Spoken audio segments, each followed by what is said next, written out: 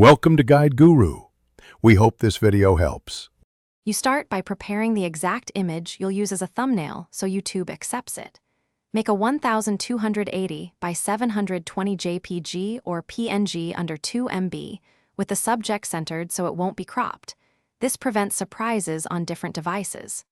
Once done, sign into YouTube Studio and go to Content.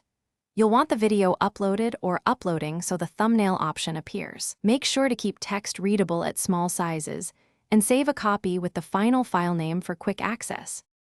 You'll now attach that image in YouTube Studio. Open Content, pick the video and click Edit.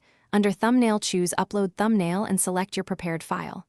You can also pick a suggested frame, but uploading gives control over composition and branding.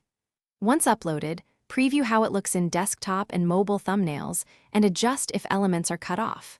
If text or faces are unclear, crop and re-export. Remember to click Save so your change is applied to the published or scheduled video.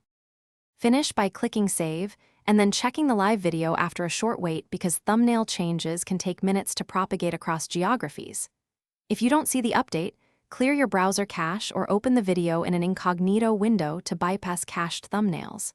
If YouTube won't accept your image, confirm your account is verified and you have no strikes or copyright issues. Those can disable custom thumbnails.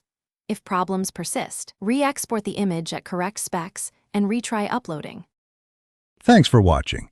Consider subscribing if we helped you today.